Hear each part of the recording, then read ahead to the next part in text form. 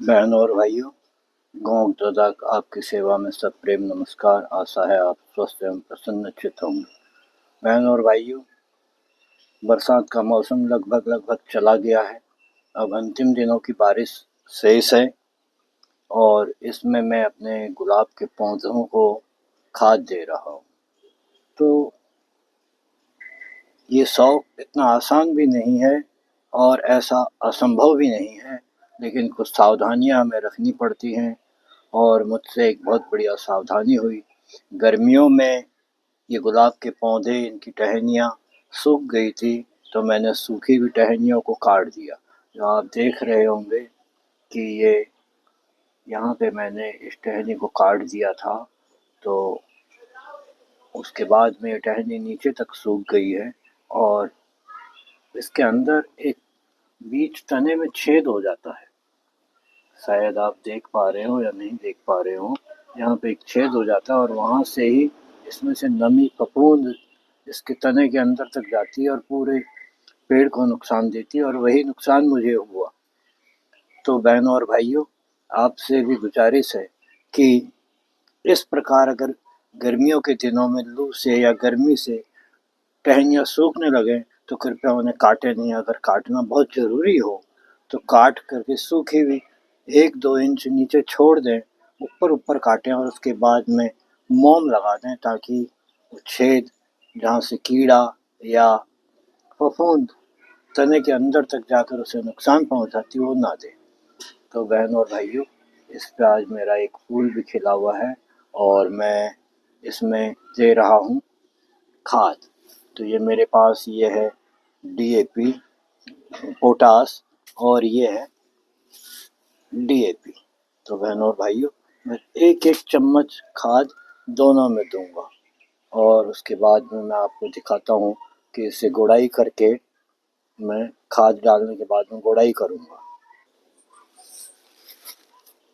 तो बहनों और भाइयों, इस ढंग से मैं 1 चम्मच ये डीएपी खाद इस पौधे में चारों तरफ बखेर दूंगा और उसके बाद में गुड़ाई करूँगा।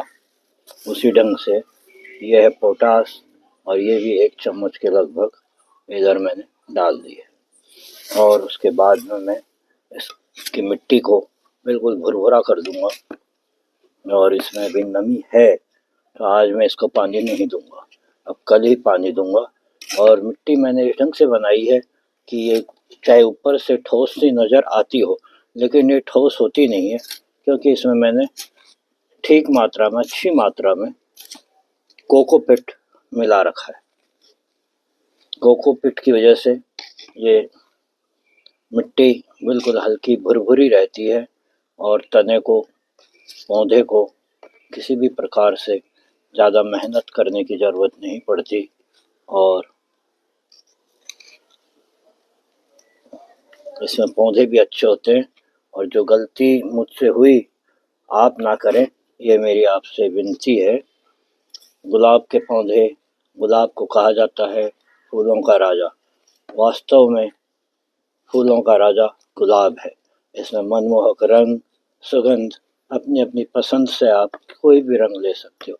तो ये मैंने इसमें गुड़ाई कर दी इसी ढंग से। ये आप देख रहे होंगे, इसमें अच्छा सा एक फूल भी आया हुआ है।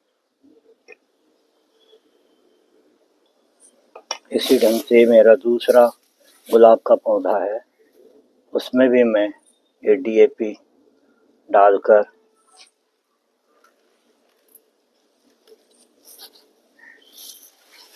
और पोटाश डालकर गुड़ाई कर रहा हूँ।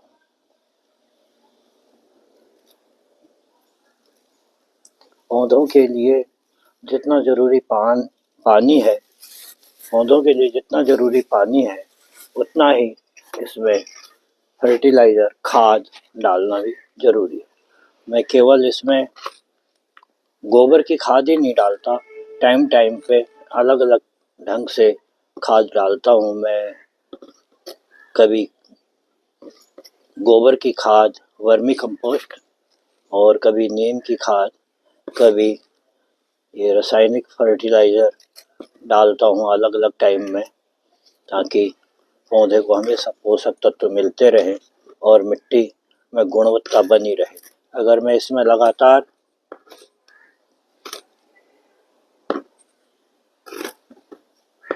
रासायनिक खाद दूंगा तो ये मिट्टी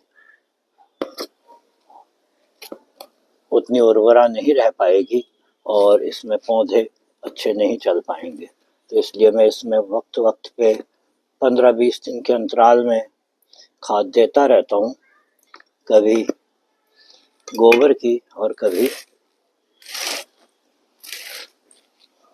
रासायनिक खाद। तो आज मैं दे रहा हूँ रासायनिक खाद, कभी नीम की खाद भी देता हूँ। ज़्यादातर मैं इसको इन पौधों को अपने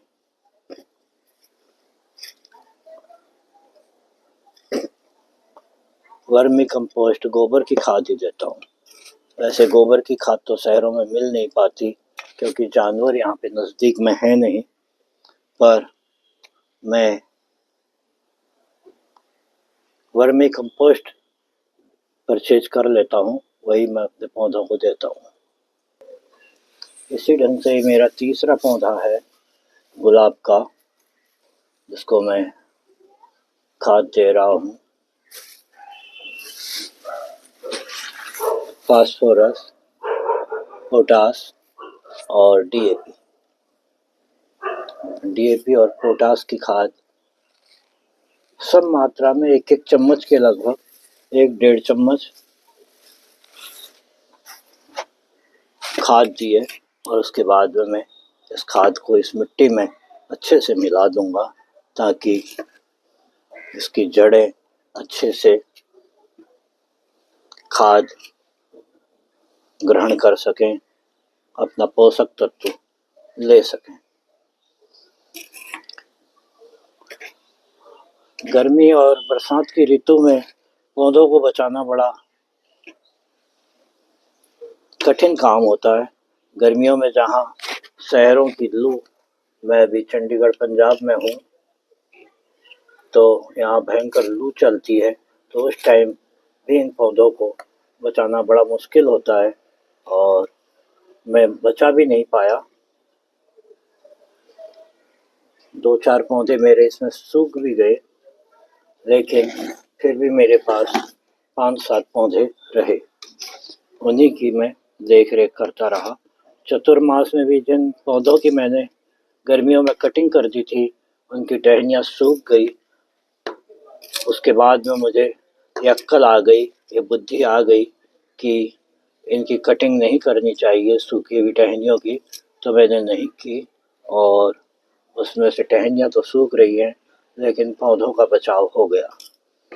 और जहाँ तक मेरा अपना विचार है, गर्मियों में अगर टहनियाँ सूखती हैं तो सूख जाने दें, बचाने की कोशिश करें, लेकिन भूल कर भी इसकी कटिंग ना की जाए, क्योंकि इससे पूरा पौधा सूखने का खतरा मंडराता रहता है। तो बहनों और भाइयों, इस ढंग से मैंने आपको अपने गुलाब के पौधों की गुड़ाई निड़ाई और उर्वरक देने का काम दिखाया। आशा है आपको पसंद आई होगी मेरी कार्रवाई। तो कृपया इस चैनल को सब्सक्राइब करें, अधिक से अधिक साथियों के साथ शेयर करें और अपने राय से मुझे ज़रूर अवगत कराएं। बहुत बहुत धन्यवाद। गाँव दादा एक बार फिर आपको नमस्कार करता है।